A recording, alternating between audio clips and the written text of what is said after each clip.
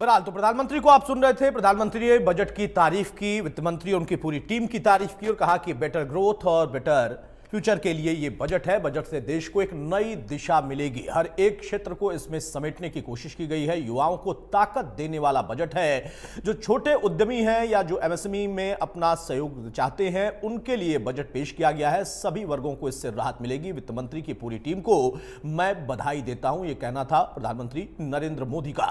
तो आपके सामने तस्वीर, जब बजट की पीएम मोदी तारीफ कर रहे हैं उसी बीच में विपक्ष इसको लेकर रटा रटाया वही रवैया दिखा रहा। विपक्ष का कहना है कि राहत देने के नाम पर सिर्फ आंकड़े और आंकड़ों की बाजीगरी की गई है, ना कि इसमें कोई राहत खास तौर पर दिखाई देती है।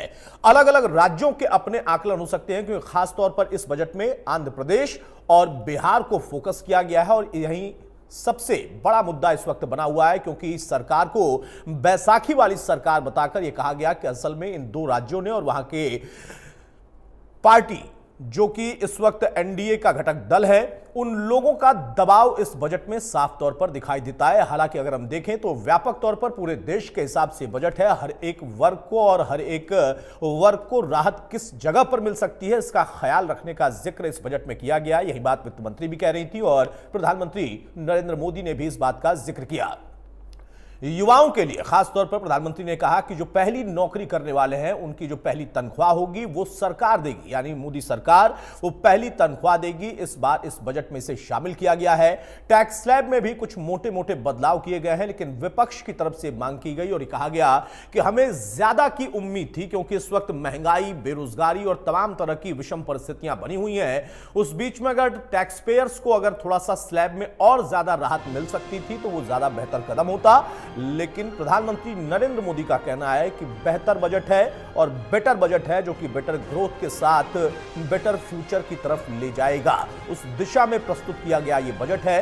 पूर्वी भारत का इसमें खास तौर पर जिक्र किया गया है। पूर्वोदय योजना जो है उस योजना पर फोकस किया गया है। आप समझिए कि जब चुनावी समर में हम रहते हैं तो वहां पर कई बार इन चीजों का बजट में ऐलान भी होता है, झलक भी दिखाई देती है। और इस बार ना सिर्फ जैसे उत्तर प्रदेश के लिए तमाम ऐलान पहले के बजटों में किए गए थे पूर्वांचल के हिसाब से, लेकिन अब पूर्वोदय के हिसाब से इस बजट में खास तौर पर कई प्रदेश के लिए जो बजट पेश किया है उसमें कुछ खास एक क्षेत्र हैं जिन पर फोकस ज्यादा इस वजह से करना पड़ा क्योंकि अब उसकी जरूरत थी। वहां पर लोगों के लिए, लोगों की उन्नति के लिए, विकास के लिए इस योजना को लाना जरूरी था या फिर उस पर एक अलग बजट देना जरूरी था, एक अलग प्रावधान करना जरूरी था। तो मोदी 3.0 का पहला बजट पेश हुआ।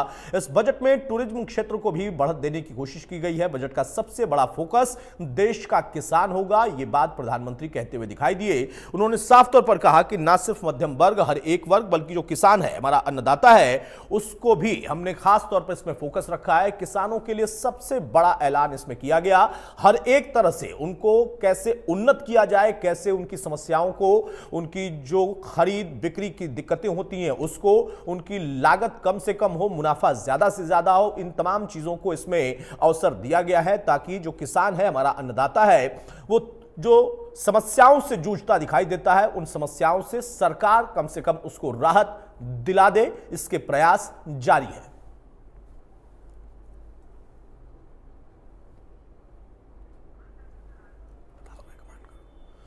तो वित्त मंत्री निर्मला सीतारमण ने बजट पेश कर दिया है। बजट की मोटी मोटी बातें हमने आपके साथ लगातार साझा की हैं। हर शहर, हर गांव में कारोबारी बनाने हैं।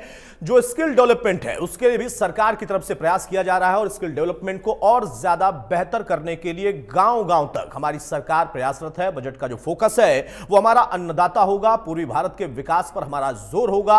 अब सिर्फ उत्तर प्रदेश या पूर्वांचल का हिस्सा नहीं बल्कि पूरे पूर्वी भारत के हिसाब से फोकस करके इस बजट में कुछ प्रावधान रखे गए हैं।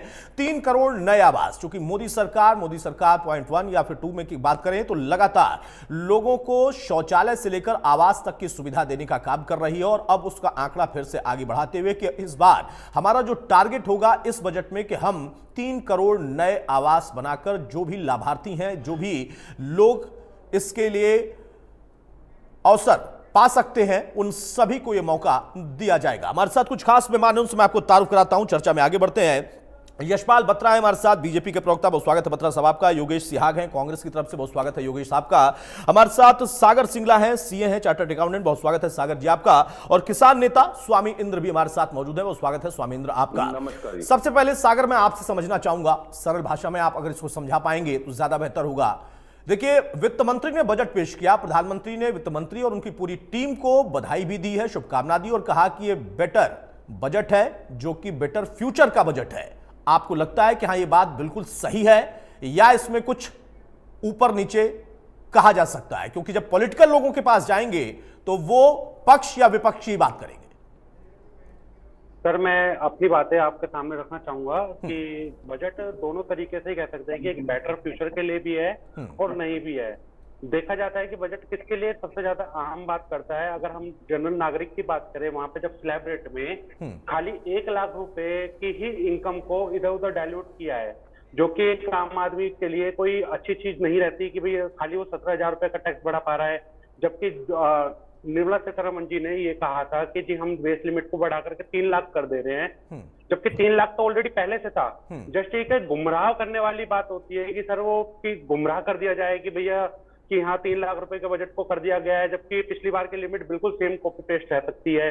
अब हम बात करें कि बजट को दूसरे एंगल पे ले जाने की, अगर मान लो जन नागरिक के अलावा अगर हम शेयर मार्केट की बात करने बैठ जाए, तो शेयर मार्केट में भी टैक्सेशन को इतना बढ़ा दिया है कि सर मतलब ट्रेडिंग करना लोगों के लिए शेयर मार्केट के अंदर बड़ा मुश्किल काम कर दिया गया है।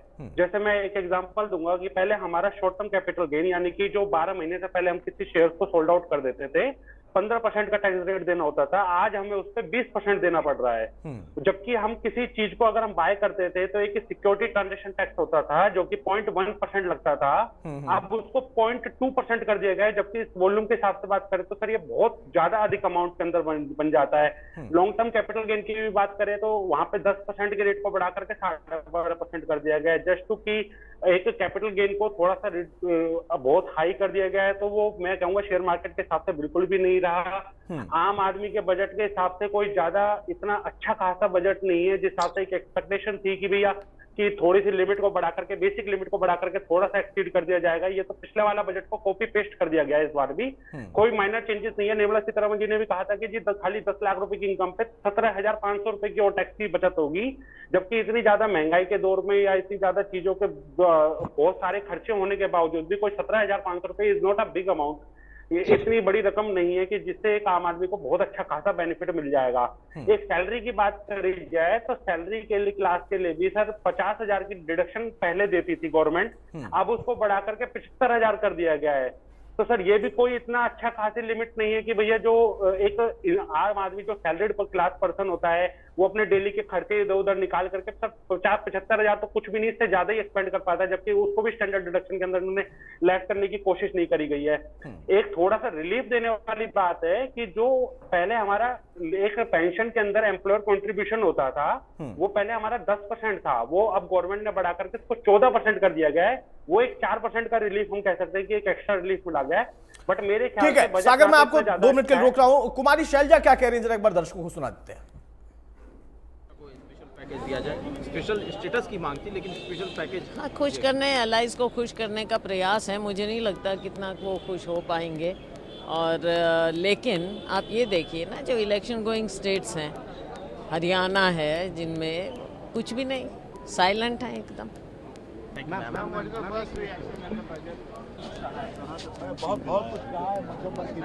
पैकेज स्पेशल पैकेज भाई देखिए, जो लोग इस बात का हो हल्ला मचाते हैं कि बिहार को विशेष राज्य का दर्जा नहीं मिला, विशेष राज्य का दर्जा नहीं मिला, ये वही विपक्ष के लोग हैं जिनके पास ये जानकारी का अभाव है कि इन्हीं की सरकार में, यूपीए की सरकार में मनमोहन सिंह जी के बहरहाल कुमारी शैलजा को आपने सुना, चिराग पासवान बोल रहे थे विपक्ष इसे खारिज कर रहा है, लेकिन सत्ता पक्ष कहता है कि बेहतर बजट है। सागर अपनी बात पूरी करें आप।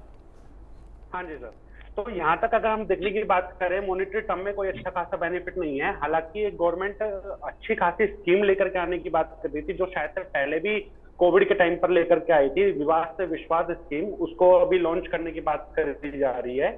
एक जनरल नागरिक के लिए एक बहुत अच्छा फायदेमंद की चीज करी है कि पहले असेसमेंट जो हो सकती थी, यानी कि इनकम टैक्स डिपार्टमेंट केस को ओपन कर सकता था पिछले 4 साल तक में, वो अपर लिमिट हटा करके अब 3 साल कर दिया गया है। और 50 लाख से ऊपर केस होता था, पहले 10 साल तक का केस सस्पेंड हो सकता था, अब वो हटा करके 5 साल कर दिया गया है। तो सर बजट को अगर हम बात करें जाए, मॉनेटरी टर्म के बेनिफिट में बात करें जाए, तो इतना अच्छा खासा बजट ना हो कहेंगे, क्योंकि मोदी 3.0 इनको बहुत अच्छे तरीके से बजट पेश करना था, जिसमें अच्छा खासा बेनिफिट भी देना था लोगों को, बट इतना अच्छा खासा नहीं हुआ, रेप्लिका हुआ, यानी कि पिछला बजट कॉपी पेस्ट कर दिया गया। पिछले बजट को ही आप मान रहे हैं कि कॉपी पेस्ट है? कुछ अच्छी चीजें तो है, लेकिन बहुत बड़ी राहत नहीं है, जिसकी उम्मीद एक सीए के तौर पर आप कर रहे थे, एक आम आदमी कर रहा था। किसान नेता भी हमारे साथ हैं। स्वामेंद्र, आप सहमत हैं? क्योंकि प्रधानमंत्री ने अभी जब संबोधित किया तो उन्होंने वित्त मंत्री उनकी टीम को बधाई दी और यह भी कहा कि किसानों को, अन्नदाताओं को फोकस करके बजट पेश किया गया है। सहमत हैं आप? देखिए अतुल जी, अगर हम देखें आज बजट के अंदर किसानों को लेकर कहीं भी हमें बात करती सरकार नजर नहीं आई। 1,52 करोड़ रुपए का जो इसके बजट में बढ़ोतरी की गई है किसानों के लिए, इसमें 1,52 से ऊपर तो अधिक हम इंपोर्ट कर रहे हैं भारत के अंदर। आप सोचिए, 1,52 करोड़ से अधिक का इंपोर्ट कर, दलहन और तिलहन 32 करोड़ का तो हम दलहन इंपोर्ट कर रहे हैं, और तिलहन जो हमारे लगभग 120 करोड़ का है। तो अगर आप इतना इंपोर्ट आप कर ही रहे हैं, पहले ही बाहर से मंगवा रहे हैं, यानी कि आपकी विदेशी मुद्रा विदेश जा रही है, उसको बचाने के लिए आप उतना ही किसानों को देने की बात कर रहे हैं। ये कैसे संभव हो सकता है? उससे आपको 3 गुना या 4 गुना आपको इंफ्रास्ट्रक्चर पर खर्च करना होगा। मैं समझ रहा हूं ये जो बजट है ये कॉर्पोरेट के लिए बजट किया गया है, ताकि कॉर्पोरेट को अधिक राहत दी जा सके, ना कि किसानों को राहत दी जा सके। एनजीटी के अंदर कहीं बदलाव नजर नहीं आता, एमएसपी की गारंटी को लेकर कहीं बात सरकार करती नजर नहीं आती, और जीएसटी के अंदर किसान को दायरे में कहीं छूट नजर नहीं आती। यानी किसान की जब इनपुट कॉस्ट बढ़ जाएगी तो उसका जो प्रोड्यूस होगा किस प्रकार सस्ता हो पाएगा, आम लोगों को कैसे राहत मिल पाएगी। ऐसे में 5 साल सरकार बोलती है कि देश के उन वंचित लोगों को जो आर्थिक तौर पे कमजोर है, 80 करोड़ लोगों को 5 किलो अतिरिक्त अनाज दिया जाएगा। तो वो सरकार बताए कि 5 किलो अनाज क्या किसान की जेब काट कर दिया जाएगा कि अडानी अंबानी के गोदाम से दिया जाएगा। मैं समझता हूं ये किसान पे ही बोझ होगा, क्योंकि किसान को वही दलहन तिलहन को छोड़कर यही है, क्योंकि सरकार आज सेहत के साथ भी खिलवाड़ करती नजर आ रही है। सरकार ने कहीं स्पष्ट नहीं किया कि किसान की जो तिलहन की उपज है उसको सुरक्षित करने के लिए बाहर से जो पाम ऑयल इंपोर्ट किया जा रहा है उसको हम बंद करेंगे।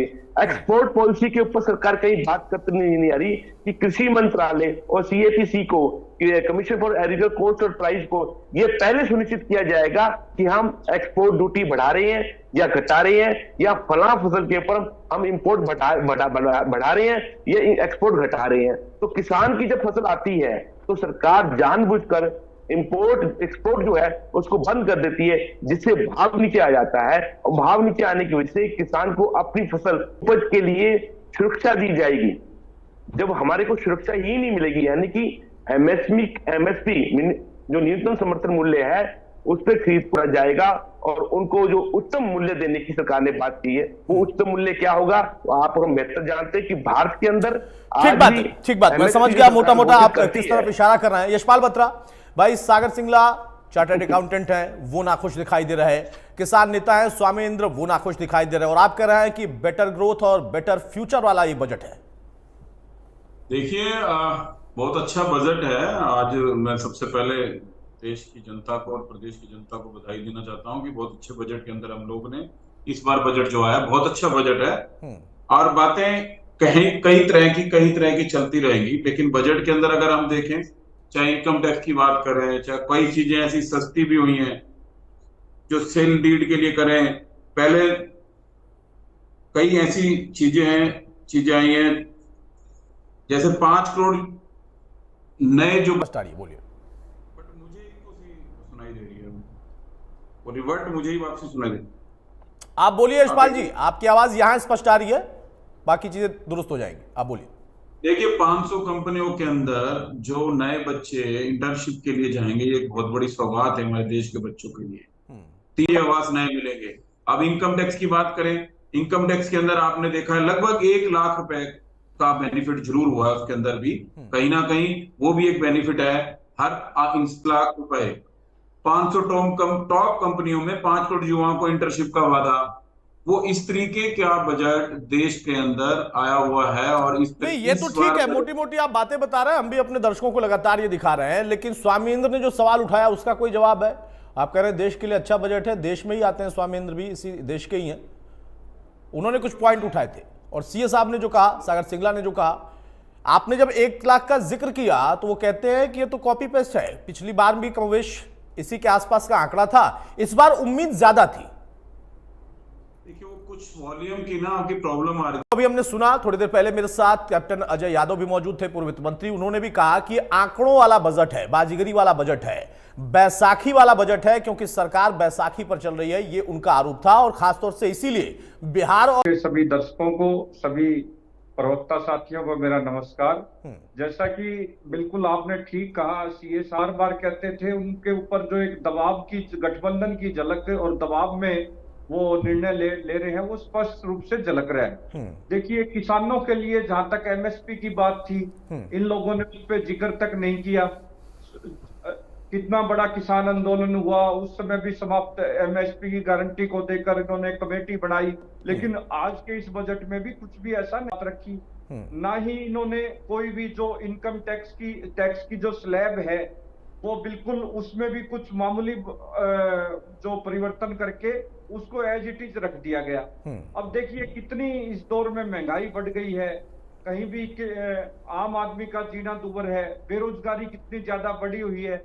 बेरोजगारी को लेकर भी कोई इसमें कैसे युवाओं को रोजगार दिया जाएगा, कुछ भी रोड मैप उसमें नहीं है। और आप देखिए, आज सेंसेक्स डाउन होकर 1200 सेंसेक्स डाउन हो गया है, तो आप उसमें स्पष्ट रूप से देख सकते हैं कि कितना किसानों के उस पे फायदे के लिए और एक जो आम मध्यम वर्गीय परिवार को, गरीब परिवार को कोई राहत मिलेगी, उसमें कोई भी राहत हमें मिलती हुई नजर नहीं आ रही। सिर्फ एक ये आंकड़ों को इधर से उधर कॉपी पेस्ट घुमाया हुआ है। बिल्कुल, जो मैं उनकी बात से भी सहमत हूँ, सीए साहब की बात से भी।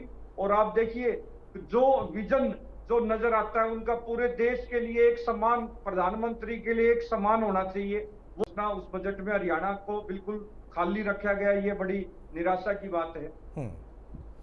यशपाल बत्रा जी, हेलो बत्रा साहब, काउंटर करेंगे? योगेश त्याग ने वही बात कही है जो बात सीए साहब कह रहे थे, किसान नेता कह रहे थे कि आंकड़ों का हेरफेर है, आंकड़ों की बाजीगरी है। एक आम टैक्स पेयर के लिए कुछ सबको पता है, लेकिन छोटी और बड़ी में अंतर होता है, ये आपको भी पता है। अंतर बिल्कुल होता है, लेकिन राहत तो राहत है। अब आप उसको किस नजरिए से देखते हैं वो देखने पे डिपेंड करता है। आप किस नजरिए से देख रहे हैं उस पर डिपेंड करता है। विपक्ष विपक्ष की तरह देखेगा, पक्ष पक्ष की तरह देखेगा, लेकिन पहले पता करें, अभी जो किसानों की बात कर रहे थे, महिला सशक्तिकरण के लिए 3 लाख करोड़ रुपए दिए कि नहीं दिए। उच्च शिक्षा के लिए, जो बच्चे उच्च शिक्षा के लिए जाना चाहते हैं, उनके घर परिवार के अंदर अगर कोई प्रॉब्लम्स है या फंड नहीं हो पा रहे, तो 10 लाख रुपए का उनको कहीं से भी ऋण मिल सकता है। क्या दिया कि नहीं दिया, वो देश के कोई बजट से बहुत अच्छा माहौल बनने वाला है। और आने वाले समय के अंदर और जो अमेंडमेंट होनी है, जिस तरीके से नेक्स्ट ईयर के अंदर कोई सजेशन कोई पक्ष भी देना चाहे, जो विपक्ष भी देना चाहे, जरूर उसके अंदर भी सोचा जाएगा, उसके अंदर काम भी किया जाएगा। ठीक है, सागर सिंह, बात की आपने शेयर मार्केट को लेकर, कहा कि किस तरीके से वहां पर चीजें डबल हो गई, लेकिन जो और आधारभूत संरचना को बनाने के लिए, पूरे देश के विकास के लिए, पूर्वोदय योजना के साथ उस बेल्ट को कवर करने के लिए या फिर स्किल डेवलपमेंट के लिए, ये जो नए ऐलान किए गए कि इस पर हमारा ज्यादा फोकस है, मतलब अगर हम इसको खारिज करने पर आए तो कुछ भी खारिज हो सकता है विपक्ष के हिसाब से, लेकिन अगर मोटे तौर पर एक सरकार के लिए जो चुनौती होती है, उस चुनौती के बीच में जो बजट आप देखते हैं, आपको नहीं लगता कि यहां बैलेंस करने की कुछ कोशिश की गई? नहीं सर, बैलेंस करने की बात करी जाए तो देखो, सबसे पहले अगर किसी चीज को एक्सपेंडिचर किया जाएगा तो मेरा ऐसा मानना है कि सर उसके लिए फंड बहुत जरूरत होती है। ठीक है, अगर गवर्नमेंट ने कहीं ना कहीं अगर टैक्सेशन स्ट्रक्चर को बनाया है, तो वो टैक्सेशन स्ट्रक्चर इस तरीके से बनाया है जिससे रेवेन्यू कुछ तो बेनिफिट जाए पब्लिक के हाथ में और कुछ देखो गवर्नमेंट के हाथ में भी आएगा। तो सर तभी उसके बाद उसी के बेस पर हमारा इंफ्रास्ट्रक्चर डेवलपमेंट हो, चाहे स्किल इंडिया का प्रोग्राम हो, चाहे न्यू एंटरप्रेन्योरशिप के लिए हो, इंटर्नशिप हो, चाहे वो एक नया प्रोविजन निकाला था कि ईपीएफओ के अंदर भी गवर्नमेंट कंट्रीब्यूशन करेगी, तो ये कहीं ना कहीं गवर्नमेंट उसको बैलेंस करती है कि भैया चलो ठीक है, अगर हमने कोई टैक्सेशन स्ट्रक्चर इंक्रीज किया गया हमारा, तो यहाँ से हम उस एक्सपेंडिचर को उठा करके इन एक्सपेंडिचर में डाल देंगे।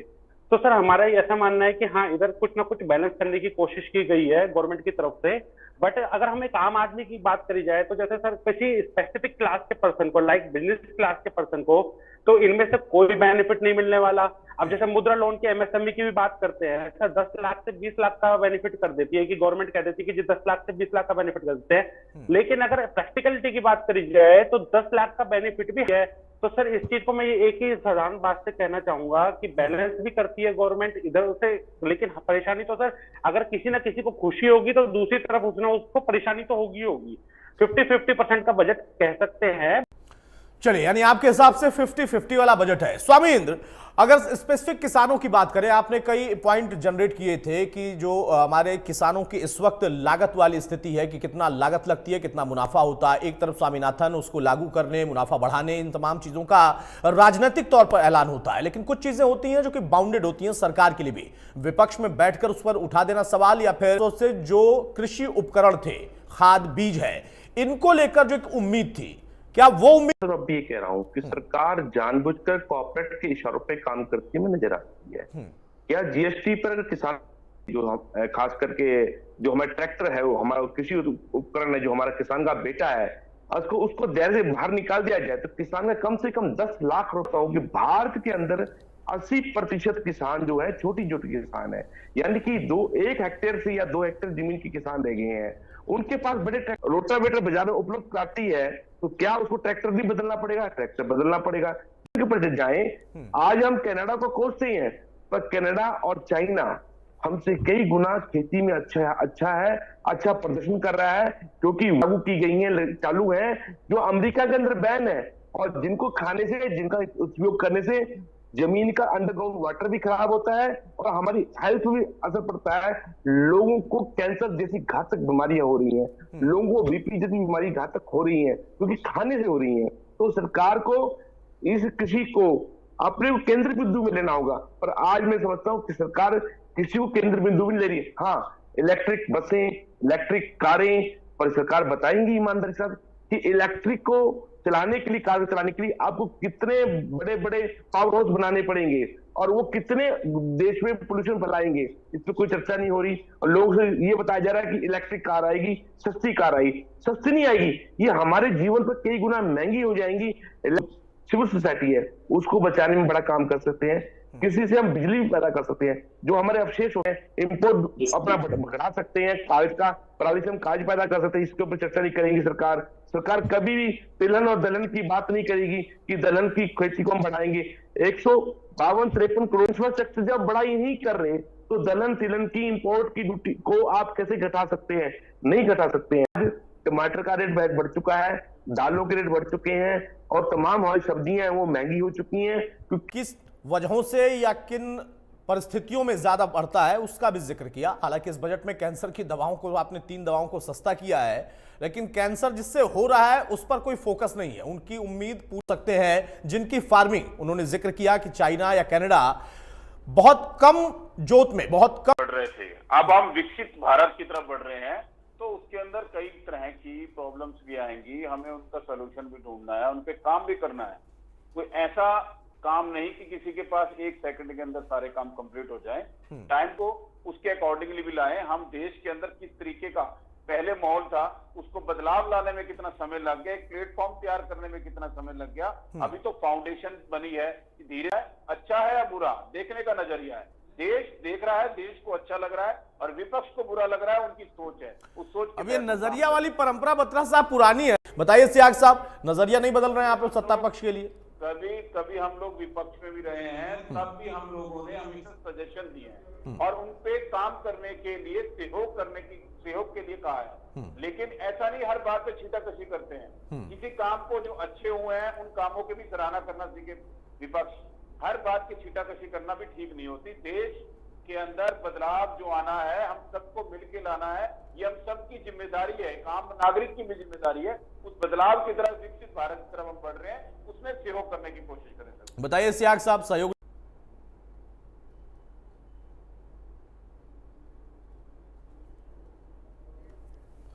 सियाग साहब, आपकी आवाज नहीं आ रही, अनम्यूट करिए अपने आप को। जी सर, अब आ रही है? हाँ, आ रही, बोलिए बोलिए। वो भी उन्हें अच्छे नहीं लगती, उनके काम भी, उन्हें सिर्फ अपनी प्रशंसा अच्छी लगती है। और देश ने उन्हें देख लिया है। और जो आज के किसानों पे अभी हमारे बता रहे थे किसान नेताजी, 25 साल पहले से ज्यादा में नहीं दी जा रही, उस पे प्रधानमंत्री जी ने कुछ नहीं किया। एमएसपी पे कुछ के सामान के अपने कृषि यंत्र लेने के लिए जो किसान क्रेडिट कार्ड बनाया जाता है, और सभी यंत्रों पे आप देख सकते हैं जीएसटी कितनी भारी उसमें है, डीजल के कोई राहत नहीं दी गई। तो इन लोगों का तो सिर्फ एक कॉर्पोरेट बड़े घरानों को किस तरह से बेनिफिट हो, उस सोच के साथ ये बजट दिया गया। वो क्या कॉर्पोरेट ऑफिस के लिए, कॉर्पोरेट घराने के लिए है? कौन सा कह रहे हो जी? ये बड़े बड़े जो टेंडरिंग है उन्हीं लोगों को देंगे ये। आप जो देखना, महिला सशक्तिकरण करने वाले नहीं, नहीं है। हरियाणा जो के लिए स्टाम्प क्या ड्यूटी किया में आप लोगों महिलाओं ने? को स्टाम्प ड्यूटी कम लगनी है, जिसके लिए विचार किया जा रहा है, क्या वो पाइपलाइन में ही रहते हैं विचार? देखिए, मेरी यही रिक्वेस्ट है कि देश को अगर विकसित बनाना है तो हम सबकी जिम्मेदारी है, इंडिविजुअल बन जाएगा। और ऐसा बत्रा जी देश की सबसे बड़ी आबादी, 23% आबादी का किसान, उसको लेकर क्या हरियाणा में क्या है? आप बताइए हरियाणा के लिए क्या है इस बजट में? क्या 3 करोड़ जो नए आवास बनाने हैं, क्या हरियाणा को नहीं दिए जाएंगे? क्या 1,52,000 करोड़ कृषि और सेक्टर में जो लगना है, क्या हरियाणा के लोगों को नहीं दिया जाएगा? क्या महिला सशक्तिकरण के लिए जो पैसा लगा? प्रधानमंत्री जी इक्वलेंट पूरे देश के प्रधानमंत्री हैं, पर्टिकुलर स्टेट के नहीं है। सोच के साथ मेरे भी हैं और जितने मेहमान बैठे हैं सबके प्रधानमंत्री। हाँ, ये जरूर आप कह सकते हैं कि हरियाणा के लिए क्या था, लेकिन हरियाणा के लिए कोई विशेष पैकेज की डिमांड तो नहीं की गई थी, ना तो पक्ष की तरफ से ना ही विपक्ष की तरफ से। हाँ, डिमांड 2 राज्यों की तरफ से जरूर थी विशेष पैकेज के लिए। वो आपका सागर जी, आपका स्वामींद्र जी, आपका और यशपाल बत्रा साहब आपका भी। तो मौजूदा दौर में रवायत फिर से दोहराई जा रही है कि सत्ता पक्ष बजट पेश करेगा, विपक्ष उसे खारिज करेगा, कुछ लोग उसका अपने नजरिए से आकलन करेंगे, लेकिन जो मोटा मोटा आकलन है, नए ऐलान जरूर किए गए हैं, लेकिन जो टैक्स पेयर है, मिडिल क्लास है, उसकी उम्मीद